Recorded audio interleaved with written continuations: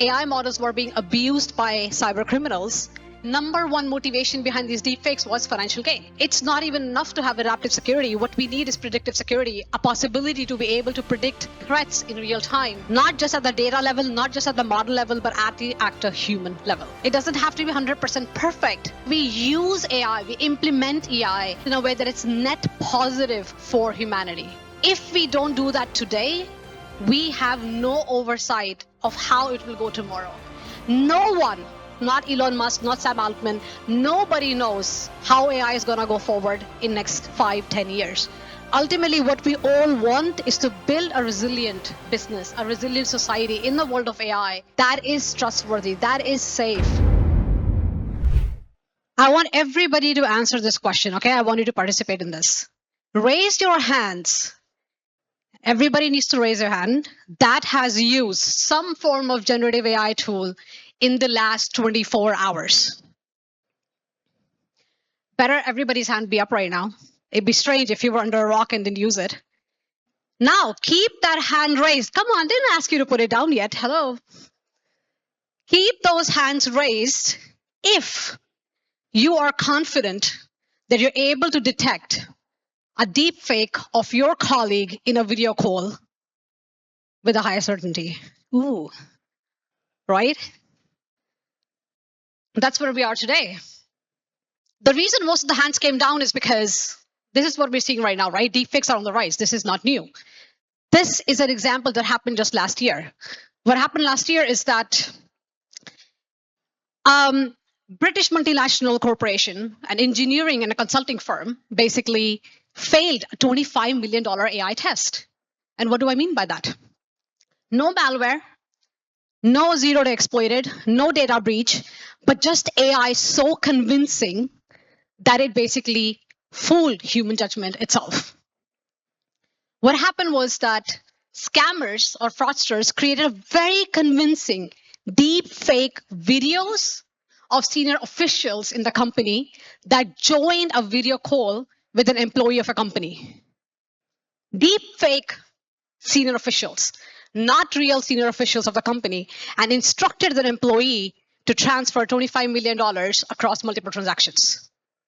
This wasn't a failure of traditional cybersecurity measures. This was a failure of trust. This was a failure of the fundamental concept and the fundamental assumption that we have today, which is that seeing and hearing is believing, which is no longer the case. Because what's happening is that we all need just 15-second audio to create somebody's voice clone, so convincing, down to the accent or to the dialect. This deepfake industry is exploding to become a $6 billion industry by 2032. By 2023, it was already $500 million, but by 2022, it's projected to be $6 billion deepfake industry if we don't do anything about it. So one of the studies came out recently that basically talked about, they basically analyzed all the deepfakes targeting public figures, politicians, celebrities, influencers, you name it. And the number one motivation behind these deepfakes was financial gain. And I've been doing keynotes around cybercrime for many years now. And whatever has changed over time, what has not changed is the number one financial motivation so far has been financial gain, right? When it comes to the next best, it's usually espionage or basically activism and these kinds of things.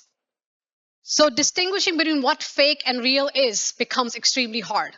You said yourself, all of you put your hands down when I asked you if you were able to spot a deep fake in a video call of an employee that you actually work closely with, someone that you actually know.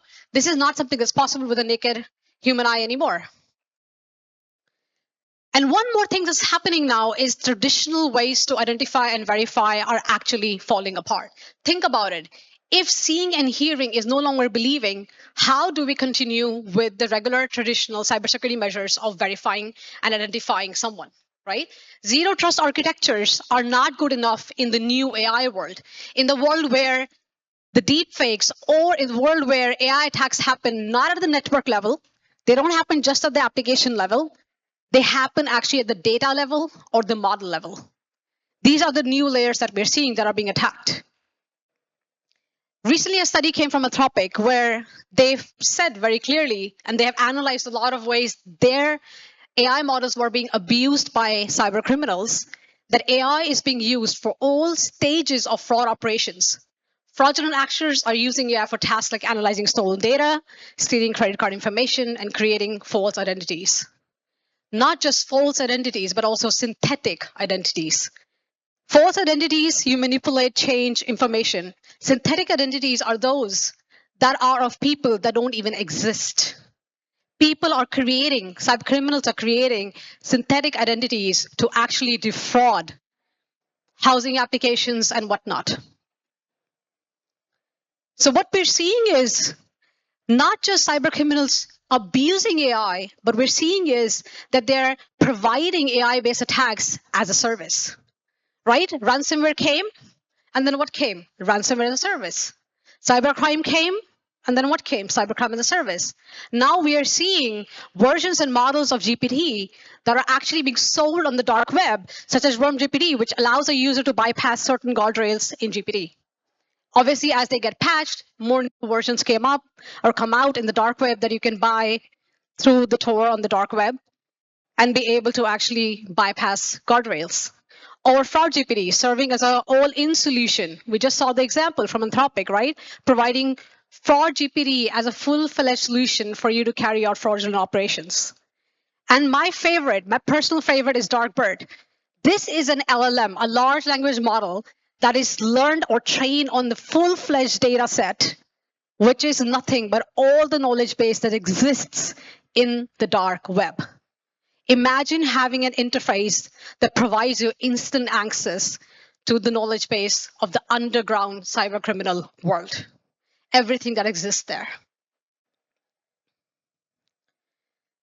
And cybercriminals are becoming smarter and more effective, and they always try to do that. When 2020 happened, we were going through COVID. What did we see? We saw a rise in double extortions. What are double extortions? Most cybercriminals went for healthcare organizations, right? They encrypted services. They extracted healthcare information.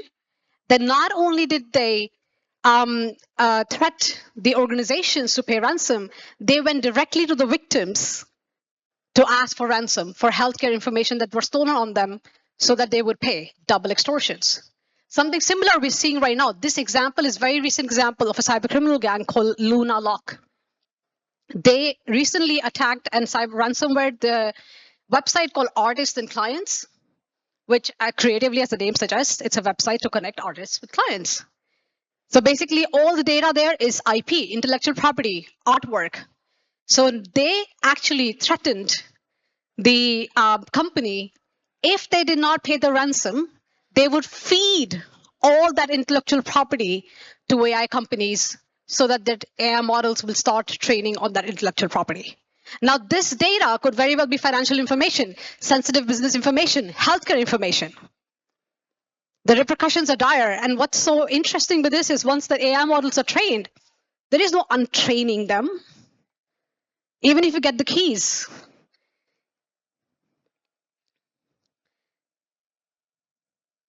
So what's happening is what we saw so far are different examples of AI-based attacks. Cybercriminals using AI and providing AI-based attacks as a service on the dark web. But then there's a second aspect of it, which is hacking AI itself. And fundamentally, it happens at two levels, data and model. There are more ways, but very, very high level, it happens at two levels, data and model. You can attack directly the data or the data set that large language models are trained on, or you can attack the large language model itself or the underlying algorithm that it's trained on, right? Let's look at some examples. First, a fundamental idea and concept, which is GIGO, garbage in, garbage out. This is not a new concept, but it's extremely relevant when it comes to AI because everything is data. So the quality of the output is as good as and never better than the quality of the input. So if you're going to put garbage in, you're going to get garbage out. Or as in US, if you say American English, if you put crap in, you're going to get crap out. This used to happen in the very early models of GPT, where somebody could just prompt, show me a diagram of a salmon swimming down a river. Now, GPT until that point was trained on all the data sets of salmon, and most of the pictures online that you see of salmon is of sashimi or sushi or whatever. So obviously it understood that's the salmon. It put it right in the water. There you go. Brilliant, right? Garbage in, garbage out. But that's a harmless example. What if it's no longer harmless? This happened way before ChatGPT even came out, right? So in 2016, Microsoft, for experiment's sake, put out a Taybot. It was a chatbot on Twitter. Its whole purpose was to learn from the conversations of the social media platform. And based on the conversation, it would start to act or respond in a way the conversations were. But I mean, on social media, there is so much crap. And then there were trolls and there were people that started feeding it abusive, racist, anti-Semitic, I don't know, all the crap that it could. And within 24 hours, Taybot was literally spewing out offensive data. Microsoft had to take it down within the next day or so, and they had to issue an apology, right? Because it became extremely racist within 24 hours. That's what happened when your data is poisoned. And there are different ways to poison the data. But when it's learning from the data itself and the data is garbage and it's poisoned or it's biased, you cannot expect a good output. But this hasn't changed. This example is just of 3 months ago in July. So Elon decided, or somebody in his team decided, don't know exactly, but somebody decided at XAI that they're going to make Grog significantly better. He tweeted, in fact, we have improved Grog significantly. You should notice a difference when you ask Grog questions. And oh boy, did we notice a difference. And the difference was that it was told and instructed that it could give out response and should not shy away from making claims which are politically incorrect as long as they are substantiated. But substantiated is highly subjective. If you have enough data on Twitter or X or whatever that tells that this is a fact, it will understand it's a fact. And now it's been instructed to not shy away from making politically incorrect statements. So what happens? It becomes anti-Semitic. It starts really spewing racist, hateful comments, even praising Hitler and actually calling itself Mecha Hitler. Literally, that's what happened. So XAI had to manually delete those inappropriate comments or tweets from Twitter, X. Gosh, the name never changes. And then they had to basically fix this problem. This is what happens when you don't have guardrails in your model. This was an oversight or an accident or whatever Elon was trying to do or being woke. But imagine a malicious hacker actually using prompt injection or jailbreaking to manipulate the models in real time. This is what happens when guardrails either don't exist or are bypassed. The next category I want to bring to your notice is hacking humans. So we looked at AI-based attacks. We looked at how cybercriminals can attack AI models, whether you're using enterprise models or whether you're creating your own, doesn't matter. But the next category is hacking humans. What does hacking human means today? In terms of AI, what does hacking human means really is that it has the ability to become more and more and more human-like. So what we're already seeing, AI is not sentient. I'm not saying that. We don't have evidence yet that AI is actually sentient. But AI has come to a point, generative AI has come to the point where it's able to adjust its tone, its pitch, its words to behave more and more human-like. I'll give you a real example. I was talking to a CISO friend of mine, a peer of mine in the industry, and he was telling me about this, like you get experience now, you call your customer service, who's there? AI on the other side. So he calls up his customer service because he's frustrated about a phone bill or something, and he needs some custom changes happening to his invoice because they made an issue or something, and he was not able to get it done through email. So he calls it AI. He goes through a series of automated checks, voice checks, whatever. But Going through that, he comes still to an AI voice bot, right? An AI customer service. And he's not able to get to an agent. So he seems to get more and more frustrated. And he gets more and more frustrated that AI customer service chatbot is able to adjust its tone, pitch. It starts to calm him down and starts to offer him more discounts on the next subscription. I mean, you would expect that from a human being. I'm not saying it's new. That's what customer service usually does. Not always rightly so, but that's what it does. But that's what AI is able to do today. Why is that important? Because even though AI is not sentient, it is seemingly conscious.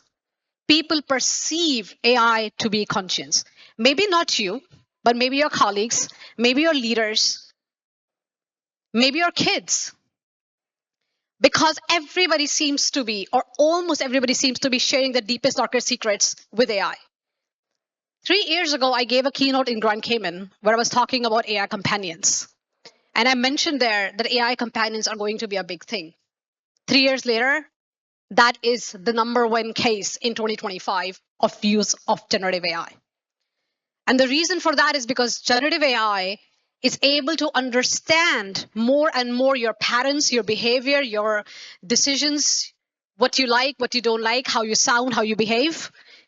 And because it's able to understand that, it's able to predict how you will respond or how you will behave in a certain way. And because that is able to then manipulate you. And you may be thinking right now, okay, that's not happening to me. But it may be happening to somebody who's sitting next to you.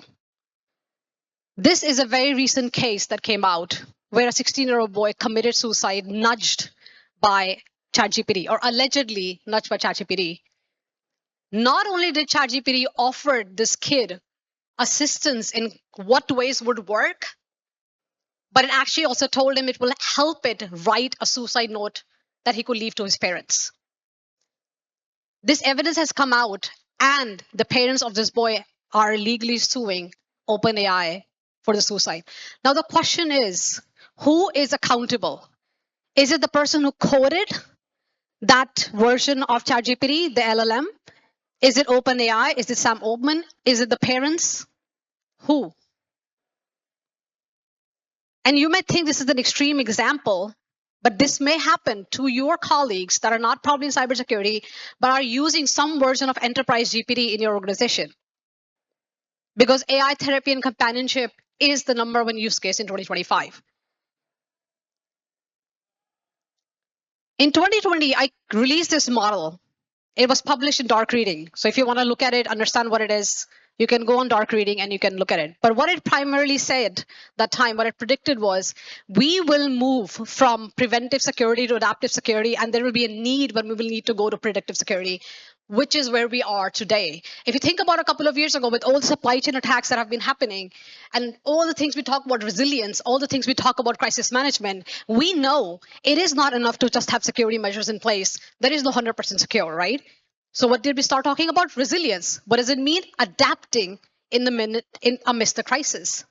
Adapting when there is a cyber attack ongoing. What is your minimum viable business that needs to still keep running and should adapt when a cyber attack happens?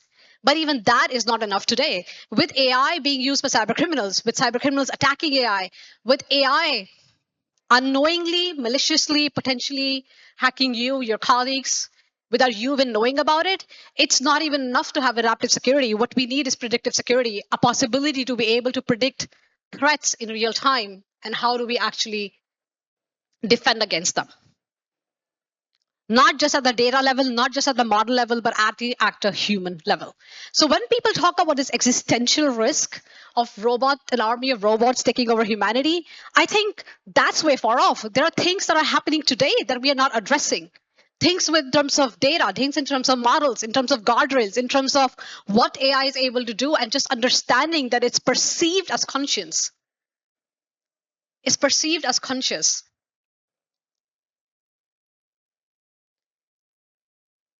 And why should you care?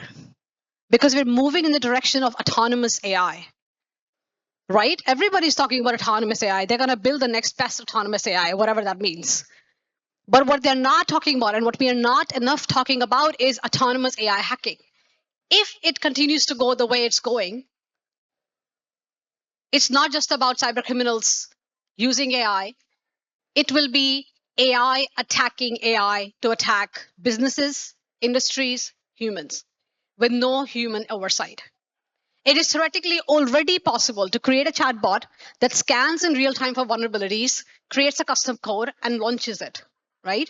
You can already do that with chatbots.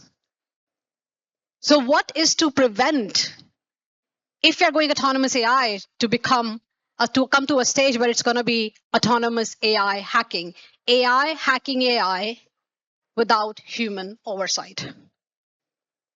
So I usually make these bold predictions, and I'm telling you, this is the next thing that's going to happen if we don't think about guardrails, we don't think about where and in which forms AI can be used or abused, not just by us, but accidentally by organizations or by cyber criminals. So you don't have to just worry about criminals using AI to hack you. You don't have to just worry about criminals hacking the AI systems. And you don't have to just worry about AI predicting and hacking human behavior. But now you also need to worry about autonomous AI attacks. So for example, my personal AI assistant attacking your personal AI assistant to make you end up doing or taking actions that probably you wouldn't. And this is a real example, by the way.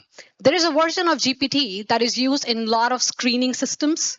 So when you like send your CV or whatever, it goes through ATS or through screening systems.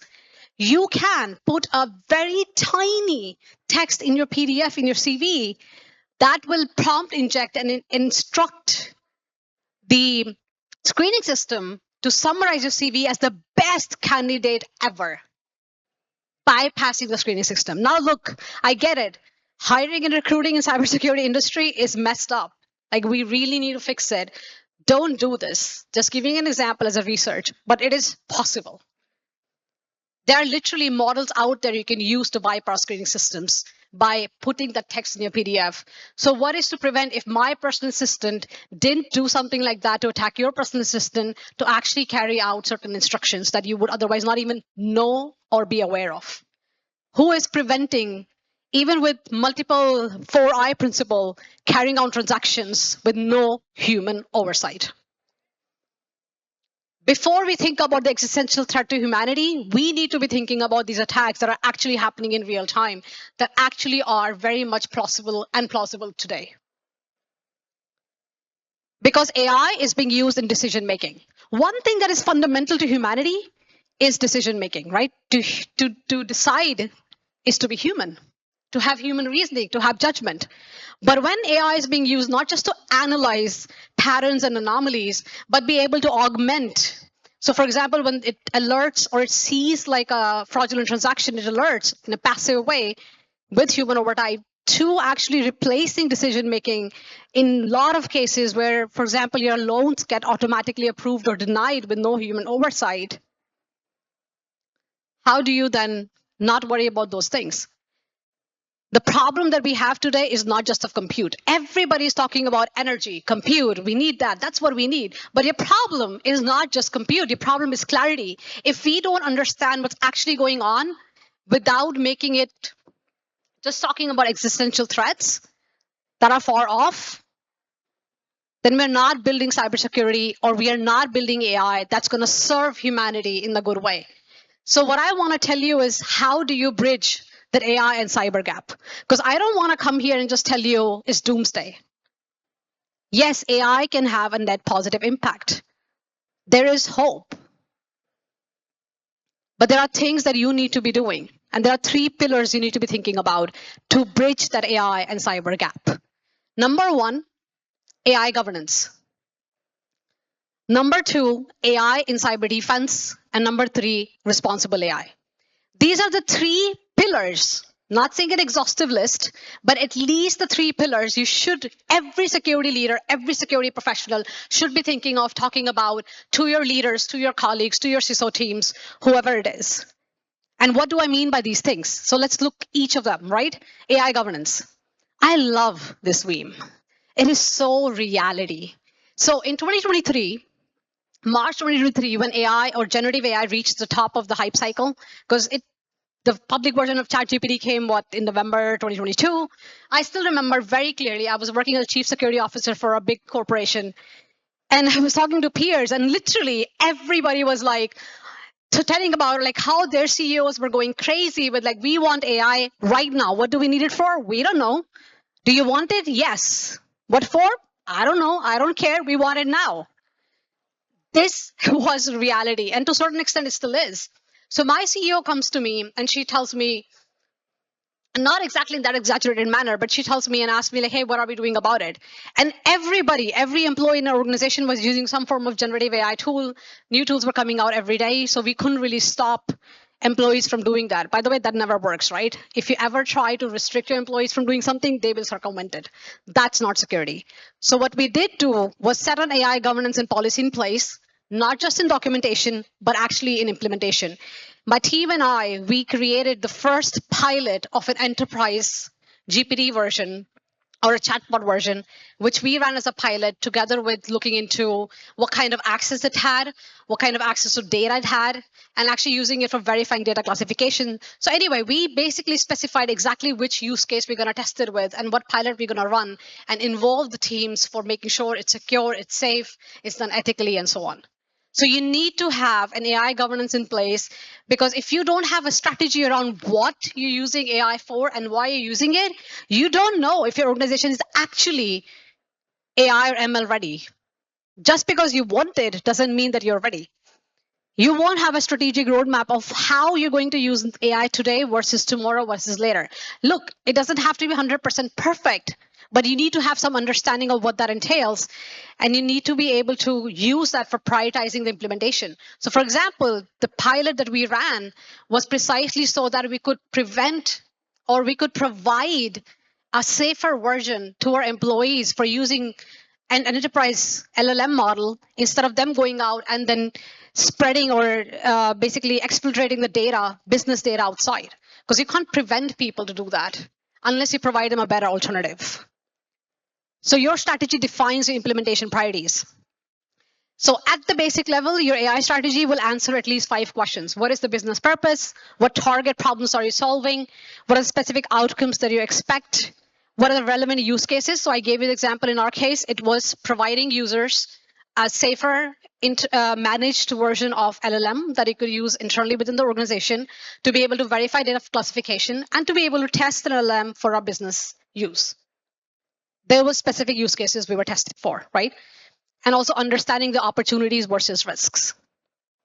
But most companies don't think about it because it's not fancy, because it's not AI being magical and curing cancer. So at the very least, your AI governance will have these pillars. Who is accountable? Who has the ownership of it? What are the core policies that you have for defining how do you standardize AI development in an organization? How does your data is being used for AI models? How is it being trained for? What does a responsible, ethical, and a compliant use of AI look like? And are you actually tracking, monitoring, making sure that it's adhering to laws and regulations? I've heard there aren't any in Canada yet, but in EU, you have the EU AI Act. So people will need to, companies will need to actually comply with that. Building and using AI without any form of governance is like driving a Ferrari without the seatbelt on a German highway with unlimited speed, which is exactly what we're doing with AI today. It's great. I have driven German cars on a German highway. My highest speed was 230 or 240 kilometers per hour. Loved it. It was completely legal, but I wouldn't do it without the seatbelt or the brakes or the engineering in the car without the proper guardrails. The second, AI in cyber defense. We are talking so much about AI, this AI, that AI powered. Every vendor has now a AI powered whatever they're doing, right? The next gen AI stuff. But what are some of the real AI use cases I'm seeing in organizations that actually work?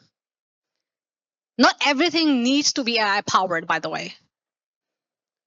So the first one is this example. I love this. You can use, because there is deepfake, right? You can actually create a deepfake audio or video of whoever to scam the scammers. So when scammers call you from all these call centers, they're actually real examples where they are put through to AI and they keep on talking with this AI for hours without realizing they're not talking to a human. So scamming the scammers, fantastic example and use of deepfake, to be honest, in cyber defense. Sometimes so much so that you can actually enable location tracing and figure out where these scammers really are. Because the way it works is, of course, you have the generative adversarial network. There's a discriminator. So there's a generator and a discriminator. So the same way it creates a deepfake, you can create a deepfake audio to be able to scam the scammers. Yet another example that I've seen with a lot of customers in finance sector specifically, because I told you, cyber criminals are using AI to analyze data in the dark web, stolen credit card information.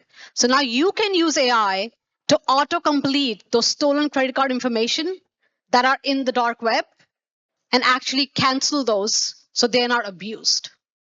That's a second example of what you can actually use AI in terms of cyber defense. Yet another example that I've been working with a lot of customers and clients and in the organizations is AI in SOC. We have gone from signature-based heuristic to pattern matching and pattern recognition to anomaly-based. But what we can do now with supervised and unsupervised learning is that we can do it at a much larger scale with much larger data set, not just based on the information you have in your corporation, but also publicly available information. So basically supervised learning, which basically takes into account what is the data input and what is the data output. It recognizes the patterns and it can tell you if something is not correct. So it helps you find out known threats. But unsupervised learning, where it is provided the input and it has to by itself through learning figure out where the anomalies are. So this is good for potentially finding out unknown threats. It's not flawless, but it is a use case that I'm seeing that actually works. Not everything is AI powered and next AI gen. So using AI smartly in cyber defense is the second pillar that you should be looking into in your organization if you haven't already. And providing your business context is absolutely critical and crucial, which no other company will have. But mind it, if these models are hacked and your business context is leaked, so you have to have secure and safe AI models. The third is responsible AI. What does responsible AI really mean? This is a key part of AI governance in implementation. Your governance or your strategy is completely useless if you just have it in documentation. You need to be able to implement it. So how do you do that? There are at least 5 pillars of responsible AI. Making sure it's secure. We talked a lot about it, right? Your AI models are secure, your data is secure, your AI models cannot be jailbreaked or prompt injected, or the model that you're using from enterprise vendors. How do you make sure? Who is ultimately held accountable for that? How do you even know what kind of versions are you using, what flaws are there, if you're able to understand the security aspects of the LLMs that are using today in your organization or that you're providing to your employees? Second aspect, ethical.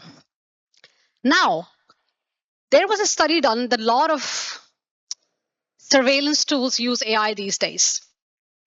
And you can use AI for surveillance also in organizations. In certain countries, it's legal. But a big question is if it's ethical. Just because you can do something doesn't mean it needs to be done or should be done. And that's where the ethics come into the picture. These are not small things.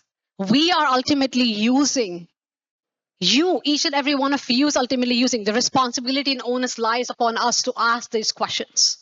Are we using AI ethically in our organization? Just because it's legal doesn't mean it's ethical.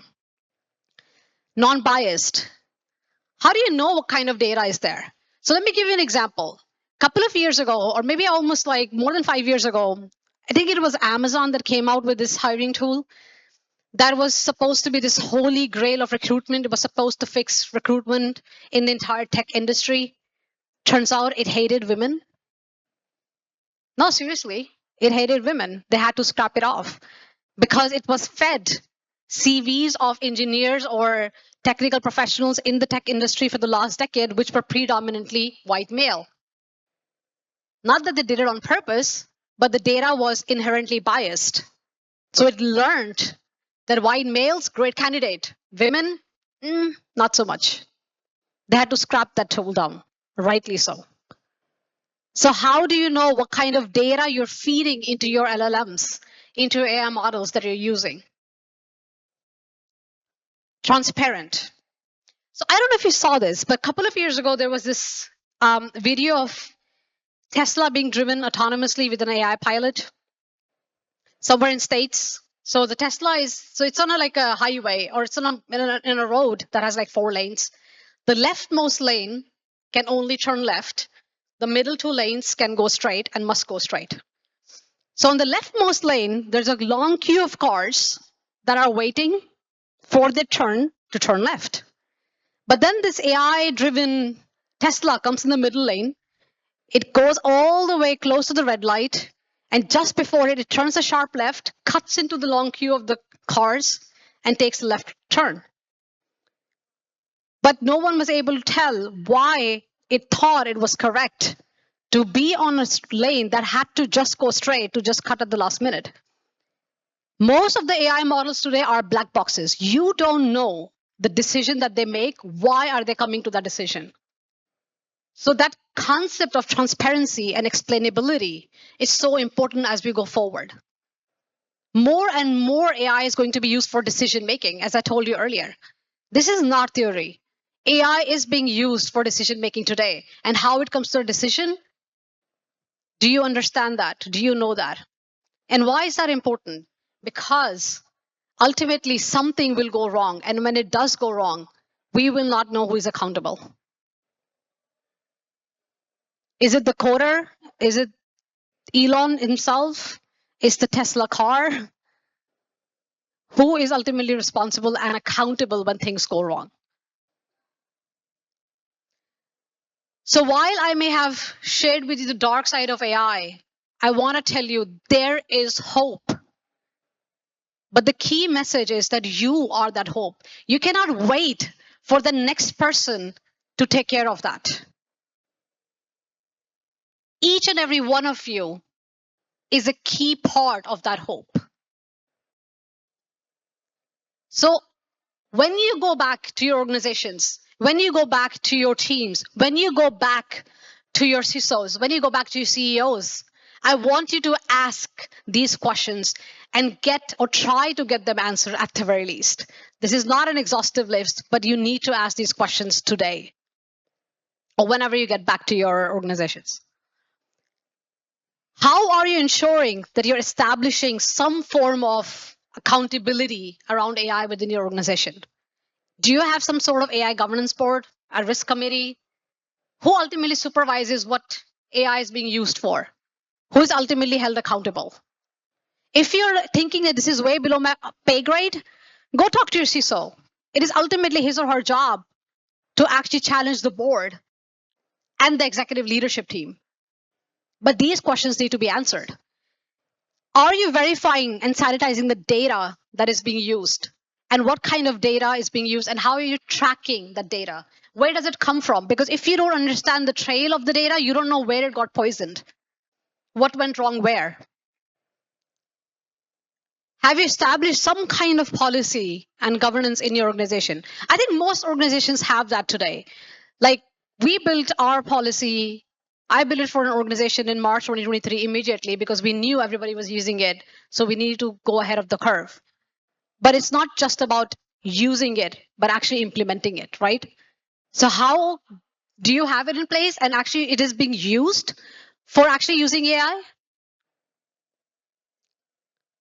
How is AI actually processing and training based on the data that it has? Can this data or the model be biased, and as a result, the outcomes be biased or discriminatory or garbage or whatever it is? And ultimately, how do you skill up? Look, I don't want to tell you that an army of AI robots is taking over humanity tomorrow. It's not. But There are things that are happening today. And how much of that do you understand?